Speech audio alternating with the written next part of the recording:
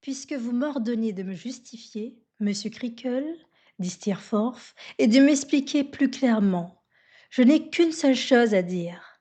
Sa mère vit par charité dans un hospice d'indigents. Monsieur Mell le regardait toujours, sa main toujours aussi posée doucement sur mon épaule. Il murmura à voix basse, à ce que je crus entendre. C'est bien ce que je pensais.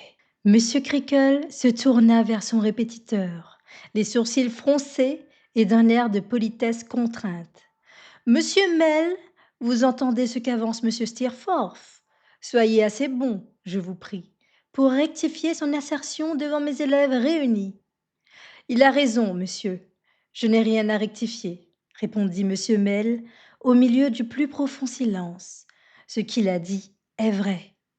Soyez assez bon, alors, pour déclarer publiquement, je vous prie, dit monsieur Crickle en promenant les yeux tout autour de la chambre, si jusqu'à l'instant présent, ce fait était jamais parvenu à ma connaissance. Je ne crois pas que vous l'ayez su positivement, reprit monsieur Mell. Comment? Vous ne croyez pas? Dit monsieur Crickle. Que voulez-vous dire, malheureux? Je ne suppose pas que vous m'ayez jamais cru dans une brillante position de fortune, repartit notre maître d'études. Vous savez ce qu'est et ce qu'a toujours été ma situation dans cette maison. Je crains, dit monsieur Crickle, et les veines de son front devenaient formidables, que vous n'ayez été en effet ici dans une fausse position, et que vous n'ayez pris ma maison pour une école de charité.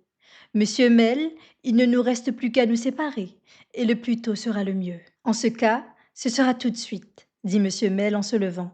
Monsieur, dit monsieur Crickle. Je vous dis adieu, monsieur Crickle, et à vous tous, messieurs, dit monsieur Mell, en promenant ses regards tout autour de la chambre et en me caressant de nouveau doucement l'épaule.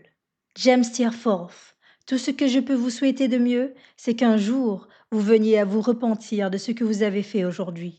Pour le moment, je serais désolée de vous avoir pour ami ou de vous voir l'ami de quelqu'un auquel je m'intéresserais. Il me passa doucement la main sur le bras, prit dans son pupitre quelques livres et sa flûte, remit la clé au pupitre pour l'usage de son successeur, puis sortit de la chambre avec ce léger bagage sous le bras. Monsieur Crickle fit alors une allocution par l'intermédiaire de Tungby. Il remercia Steerforth d'avoir défendu, quoiqu'un peu trop chaleureusement peut-être, l'indépendance et la bonne renommée de Salem House, puis il finit en lui donnant une poignée de main pendant que nous poussions 3 hurrahs. Je ne savais pas trop pourquoi, mais je supposais que c'était en l'honneur de Steerforth, et je m'y joignis de toute mon âme, bien que j'eusse le cœur très gros. Monsieur Crickle donna des coups de canne à Tommy Traddles, parce qu'il le surprit à pleurer, au lieu d'applaudir au départ de monsieur Mell. Puis il alla retrouver son canapé, son lit ou n'importe quoi. Nous nous retrouvâmes tous seuls, et nous ne savions trop que nous dire. Pour ma part, j'étais tellement désolée et repentant du rôle que j'avais joué dans l'affaire, que je n'aurais pu retenir mes larmes si je n'avais craint que Steerforth, qui me regardait très souvent, n'en fût mécontent, ou plutôt qu'il ne le trouvât peu respectueux envers lui, tant était grande ma déférence pour son âge et sa supériorité. En effet, il était très en colère contre Traddles et se plaisait à dire qu'il était enchanté qu'on l'eût puni d'importance. Le pauvre Traddles avait déjà passé sa période de désespoir sur son pupitre et se soulageait comme à l'ordinaire en dessinant une armée de squelettes. Il répondit que ça lui était bien égal, qu'il n'en était pas moins vrai qu'on avait très mal agi envers monsieur Mell. Et qui donc a mal agi envers lui, mademoiselle, dit Steerforth. Mais c'est vous, repartit Traddles. Qu'est-ce que j'ai donc fait, dit Steerforth. Comment? Ce que vous avez fait? Reprit Traddles. Vous l'avez profondément blessé et vous lui avez fait perdre sa place. Je l'ai blessé, répéta dédaigneusement Steerforth. Il s'en consolera un de ces 4 matins. Allez, il n'a pas le cœur aussi sensible que vous, mademoiselle Traddles. Quant à sa place, qui était fameuse, n'est-ce pas? Croyez-vous que je ne vais pas écrire à ma mère pour lui envoyer de l'argent? Nous admirâmes tous la noblesse des sentiments de Steerforth. Sa mère était veuve et riche, et prête, disait-il, à faire tout ce qu'il lui demanderait. Nous fûmes tous ravis de voir Traddles ainsi remis à sa place, et on éleva jusqu'aux nues la magnanimité de Steerforth, surtout quand il nous eut informés, comme il daigna le faire, qu'il n'avait agi que dans notre intérêt et pour nous rendre service, mais qu'il n'avait pas eu pour lui la moindre pensée d'égoïsme. Mais je suis forcée d'avouer que ce soir-là, tandis que je racontais une de mes histoires, le son de la flûte de M. Mell semblait retentir tristement à mon oreille. Et lorsque Steerforth fut enfin endormi, je me sentis tout à fait malheureux à la pensée de notre pauvre maître d'études qui peut-être, en cet instant, faisait douloureusement vibrer son instrument mélancolique. Je l'oubliai bientôt pour contempler uniquement Steerforth, qui travaillait tout seul, en amateur, sans l'aide d'aucun livre. Il les savait tous par cœur, me disait-il, jusqu'à ce qu'on eût trouvé un nouveau répétiteur. Cet important personnage nous vint d'une école secondaire, et avant d'entrer en fonction, il dîna un jour chez M. Crickle pour être présenté à Steerforth. Steerforth voulut bien lui donner son approbation et nous dit qu'il avait du chic, sans savoir exactement quel degré de science ou de mérite ce mot impliquait. Je respectais infiniment notre nouveau maître sans me permettre le moindre doute sur son savoir éminent. Et pourtant, il ne se donna jamais pour ma chétive personne le quart de la peine que s'était donné M. Mell. Il y eut, pendant ce second semestre de ma vie scolaire, un autre événement qui fit sur moi une impression qui dure encore, et cela pour bien des raisons. Un soir que nous étions tous dans un terrible état d'agitation, Monsieur Crickle, frappant à droite et à gauche dans sa mauvaise humeur, Tungby entra et cria de sa plus grosse voix: Des visiteurs pour Copperfield! Il échangea quelques mots avec Monsieur Crickle, lui demanda dans quelle pièce il fallait faire entrer les nouveaux venus. Puis on me dit de monter par l'escalier de derrière pour mettre un col propre et de me rendre ensuite dans le réfectoire. J'étais debout, suivant la coutume, pendant ce colloque, prêt à me trouver mal d'étonnement. J'obéis, dans un état d'émotion difficile à décrire.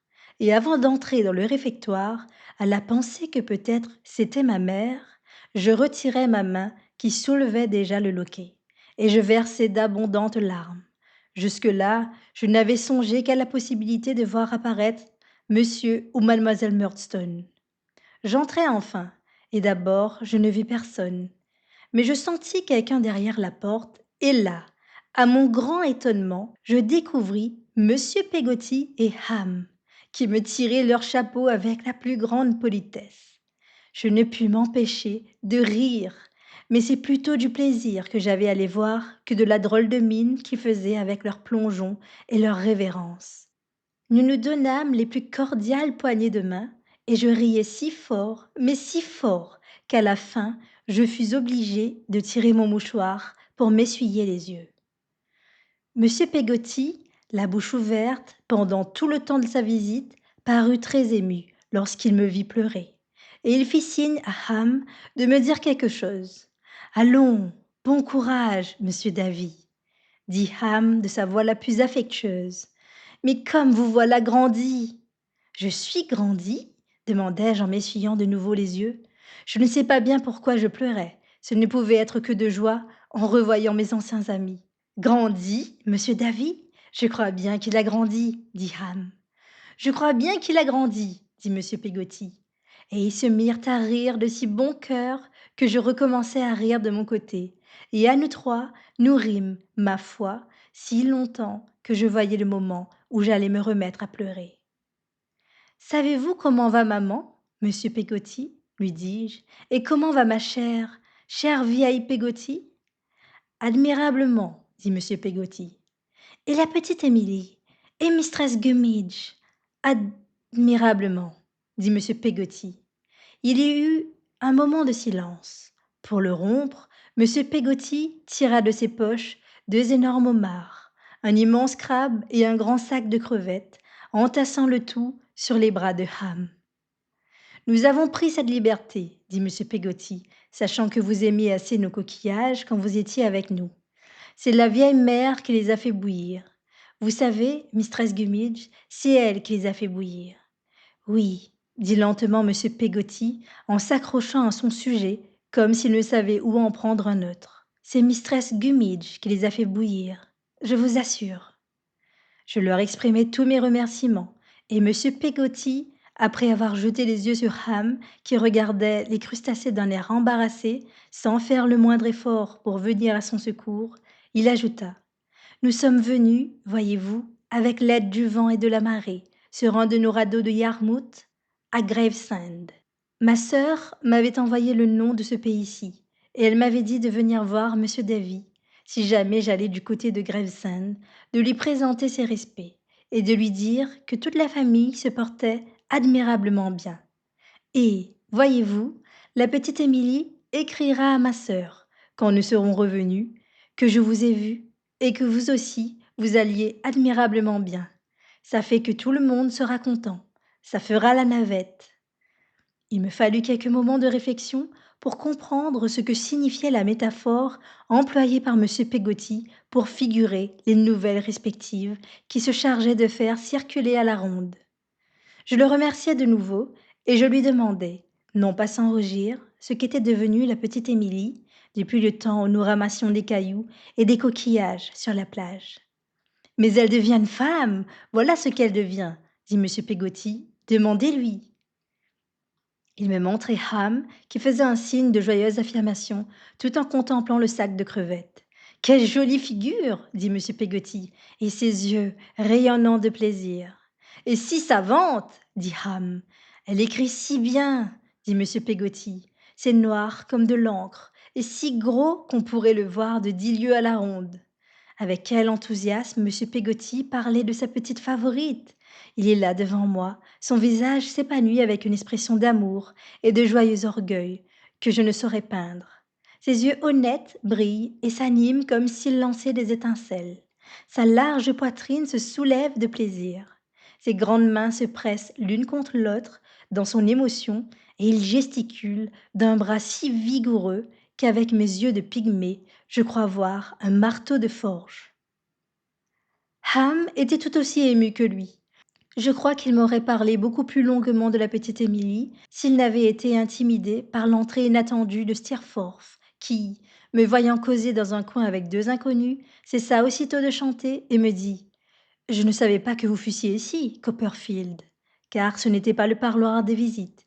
Puis il passa son chemin.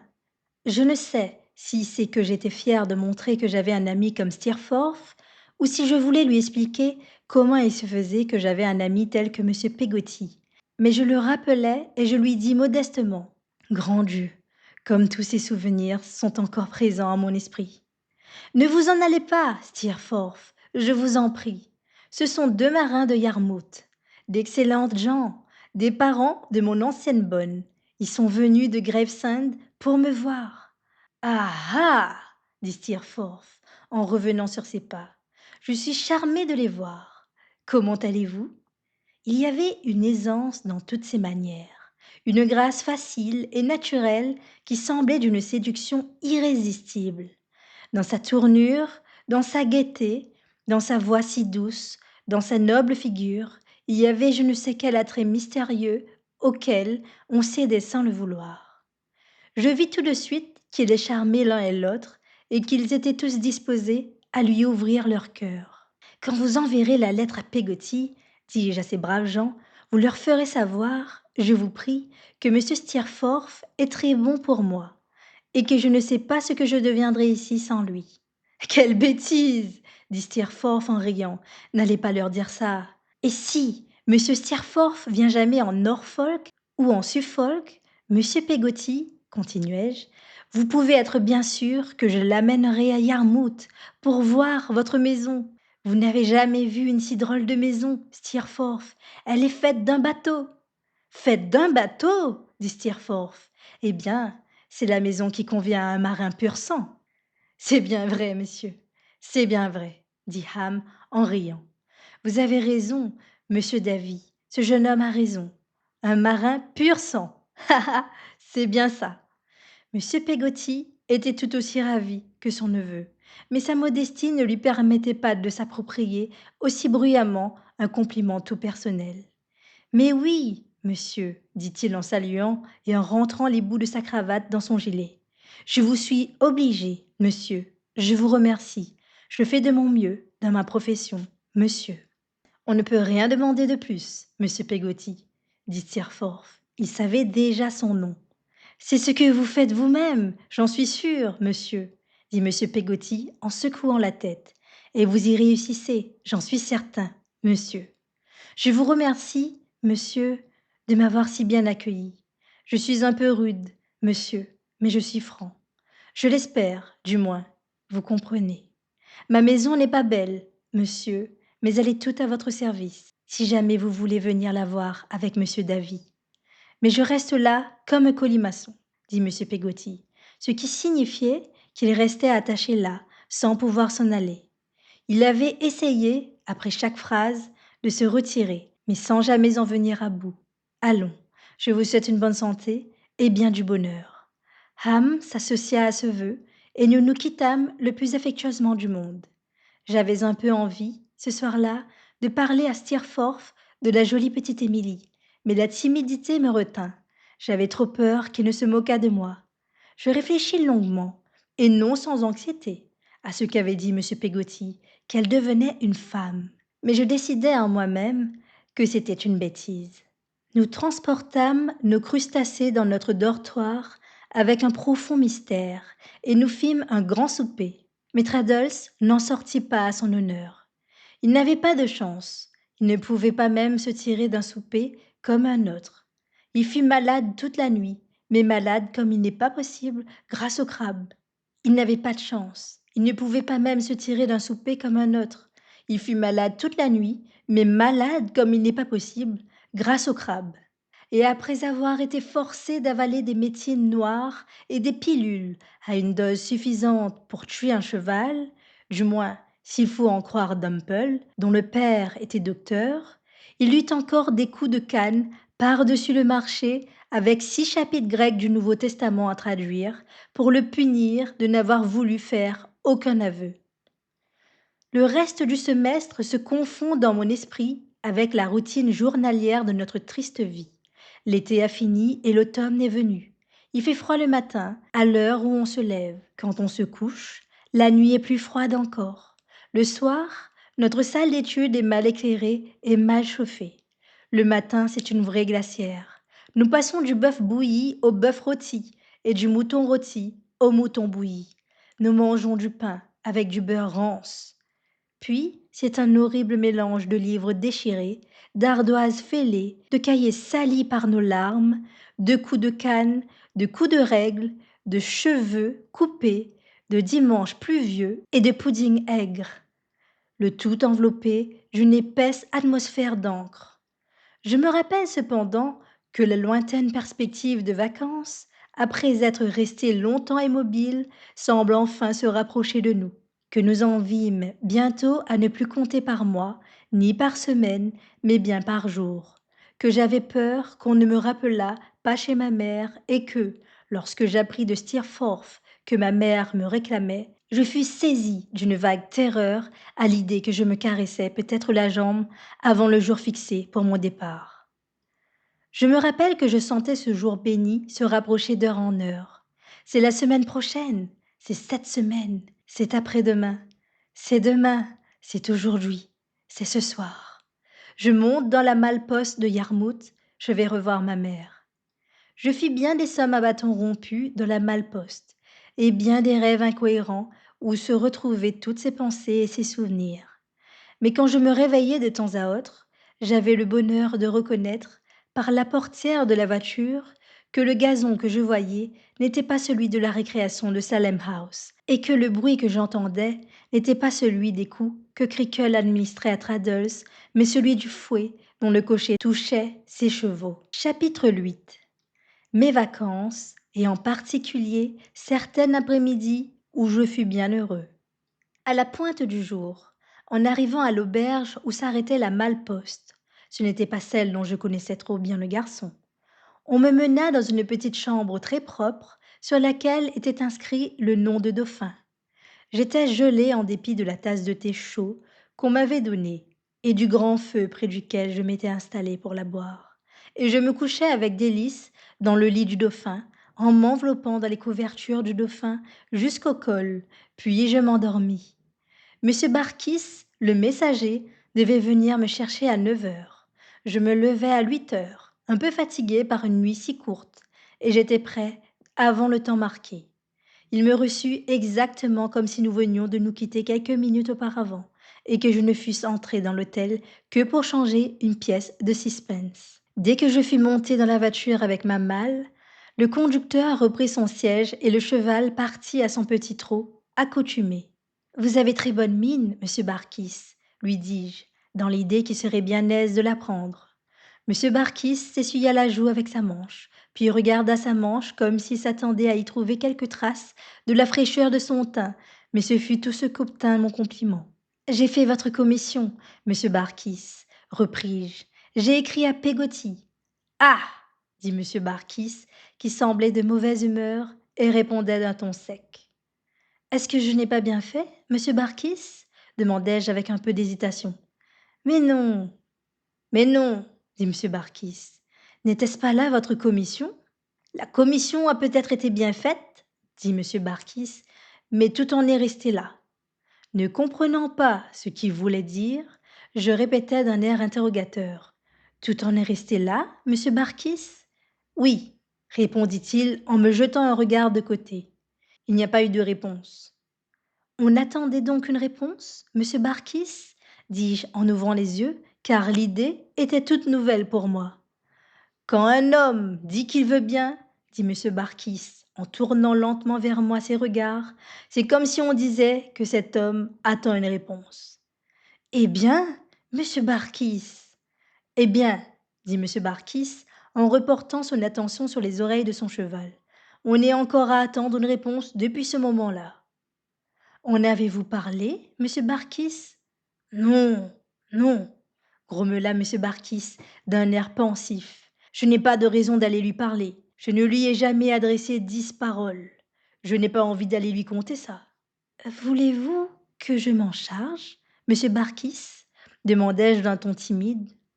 Vous pouvez lui dire, si vous voulez, dit monsieur Barkis en me regardant de nouveau, que Barkis attend une réponse. Vous dites que le nom est son nom?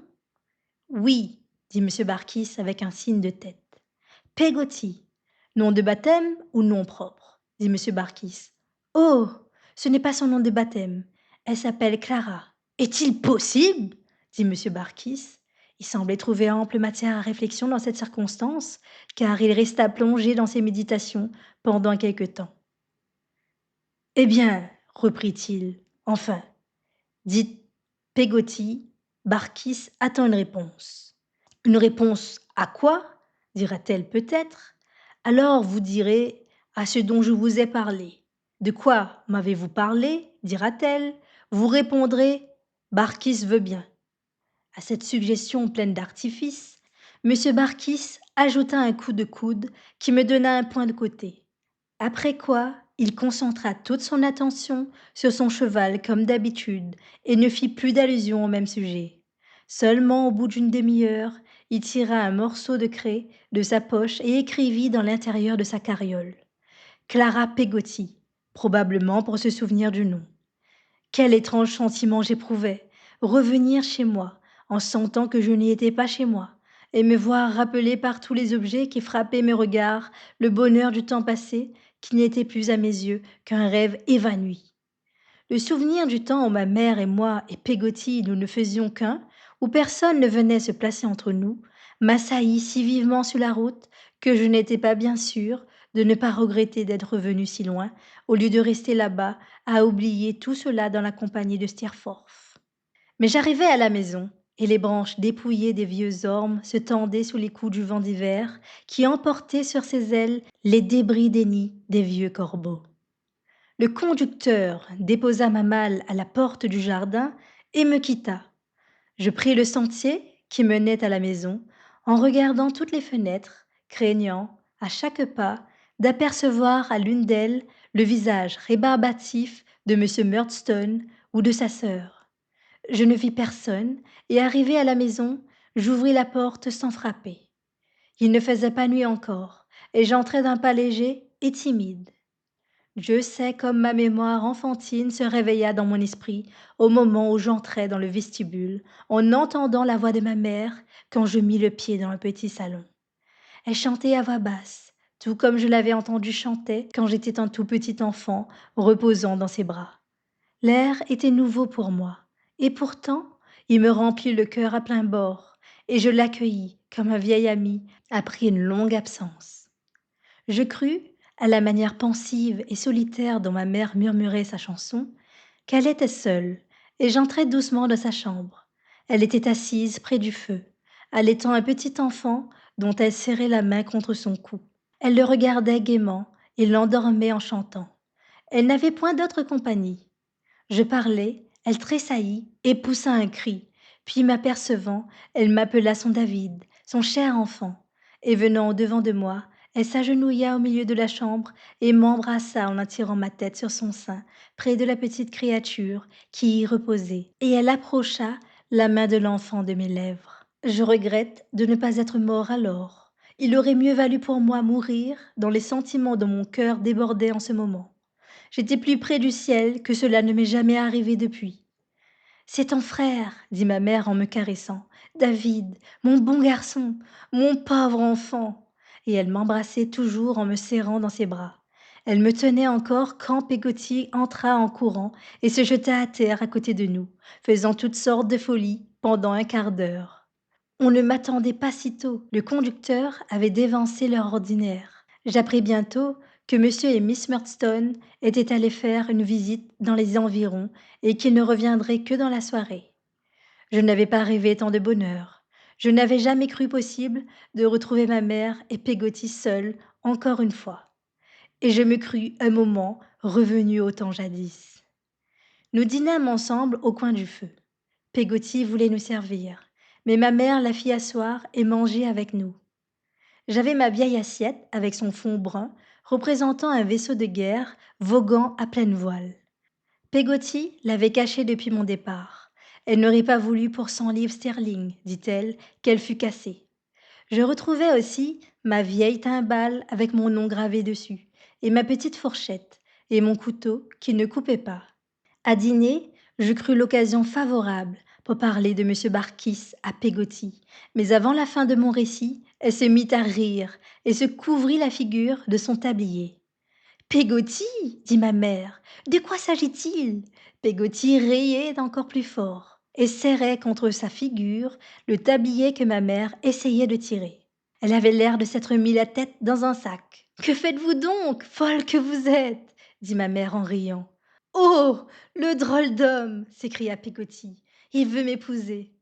Ce serait un très bon parti pour vous, n'est-ce pas? Dit ma mère. Oh, je n'en sais rien, dit Peggotty. Ne m'en parlez pas. Je ne voudrais pas de lui quand elle aurait son pesant d'or.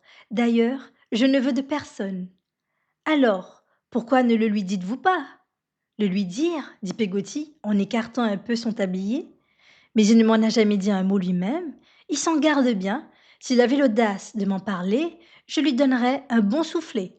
Elle était rouge, rouge comme le feu, mais elle se cacha de nouveau dans son tablier, et après 2 ou 3 violents accès d'hilarité, elle reprit son dîner. Je remarquai que ma mère souriait quand Peggotty la regardait, mais que sans cela, elle avait pris un air sérieux et pensif. J'avais vu, dès le premier moment, qu'elle était changée. Son visage était toujours charmant, mais délicat et soucieux, et ses mains étaient si maigres et si blanches qu'elles me semblaient presque transparentes. Mais un nouveau changement venait de se faire dans ses manières. Elle semblait inquiétée et agitée. Enfin, elle avança la main et la posa sur celle de sa vieille servante en lui disant d'un ton affectueux: Peggotty, ma chère, vous n'allez pas vous marier? Moi, madame, répondit Peggotty en ouvrant de grands yeux. Bien certainement non. Pas tout de suite, insista tendrement ma mère. Jamais, dit Peggotty. Ma mère lui reprit la main et lui dit: Ne me quittez pas, Peggotty, restez avec moi. Ce ne sera peut-être pas bien long. Qu'est-ce que je deviendrai sans vous? Moi, vous quitter, ma chérie, s'écria Peggotty. Pas pour tout l'or du monde. Mais qui est-ce qui a pu mettre une semblable idée dans votre petite tête? Car Peggotty avait depuis longtemps l'habitude de parler quelquefois à ma mère comme à un enfant. Ma mère ne répondit que pour remercier Peggotty, qui continua à sa façon. Moi, vous quitter. Il me semble que je n'en ai pas envie. Peggotty, Vous quitter, je voudrais bien voir cela. Non, non, non, dit Peggotty en secouant la tête et en se croisant les bras. Il n'y a pas de danger, ma chérie. Ce n'est pas qu'il n'y ait de bonnes âmes qui en seraient fort aises, mais on ne s'inquiète guère de ce qui leur plaît. Tant pis pour eux s'ils sont mécontents. Je resterai avec vous jusqu'à ce que je sois une vieille femme impotente. Et quand je serai trop sourde, trop infirme, trop aveugle, que je ne pourrai plus parler faute de dents, et que je ne serai plus bonne à rien, même à me faire gronder, j'irai trouver mon David, et je le prierai de me recueillir. Et je serai bien content de vous voir, Peggotty, et je vous recevrai comme une reine. Dieu bénisse votre bon cœur, dit Peggotty. J'en étais bien sûre. Et elle m'embrassa d'avance en reconnaissance de mon hospitalité. Après cela, elle se couvrit de nouveau la tête de son tablier et se mit à rire encore de M. Barkis. Après cela, elle prit mon petit frère dans son berceau et donna quelques soins à sa toilette. Après cela, elle desservit le dîner. Après cela, elle reparut avec un autre bonnet, sa boîte à ouvrage, son maître, le morceau de cire pour lisser son fil, tout enfin comme par le passé. Nous étions assis auprès du feu et nous causions avec délice. Je leur racontais comme M. Crickle était un maître sévère et elles me témoignèrent une grande compassion. Je leur dis aussi quel bon et aimable garçon c'était que Steerforth et comme il me protégeait. Et Peggotty déclara qu'elle ferait bien 6 lieues à pied pour aller le voir. Mon petit frère se réveilla et je le pris dans mes bras tout doucement pour l'endormir. Puis je me glissai près de ma mère comme j'en avais l'habitude autrefois, et je mis mes bras autour de sa taille, en appuyant ma tête sur son épaule et ses cheveux tombaient sur moi comme les ailes d'un ange. Dieu, que j'étais heureux! Assis ainsi, devant le feu, à voir des figures innombrables dans les charbons ardents, il me semblait presque que celles de monsieur et miss Murdstone n'existaient que dans mon imagination et qu'elles disparaîtraient comme les autres quand le feu s'éteindrait, mais qu'au fond, il n'y avait de réel, dans tous mes souvenirs, que ma mère, Peggotty et moi. Peggotty ravaudait un bas. Elle y travailla tant qu'il fit jour, et resta ensuite la main gauche dans son bas comme dans un gant, et son aiguille dans la main droite, prête à faire un point quand le feu jetterait un éclat de lumière.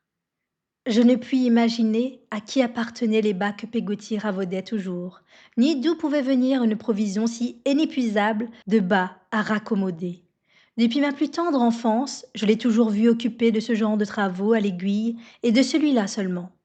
Je me demande, dit Peggotty, qui était saisie parfois d'accès de curiosité dans lesquels elle s'adressait des questions sur les sujets les plus inattendus. Je me demande ce qu'est devenue la grande-tante de Davy. Bon Dieu, Peggotty, dit ma mère sortant de sa rêverie, quelle folie vous dites!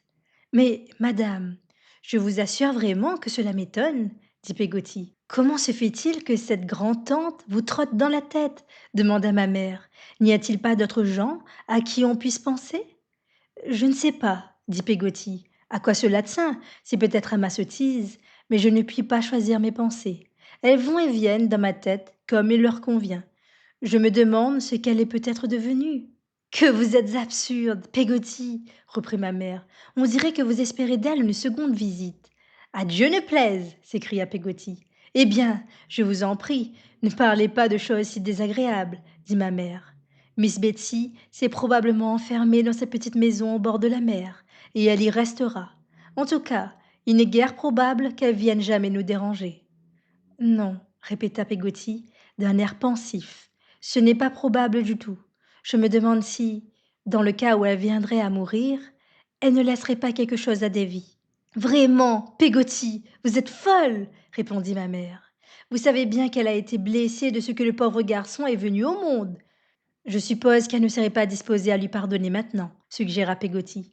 Et pourquoi maintenant, je vous prie, dit ma mère un peu vivement. Maintenant qu'il a un frère, je veux dire, répondit Peggotty.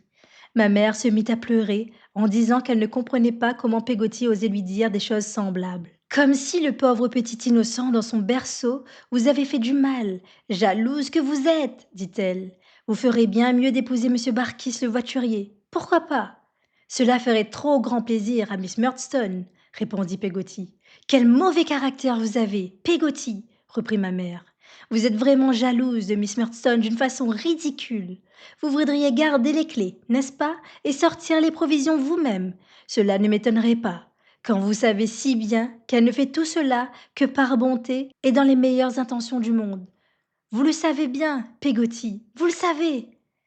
Peggotty murmura quelque chose comme ils m'embêtent avec leurs bonnes intentions et rappela tout bas le proverbe que l'enfer est pavé de bonnes intentions.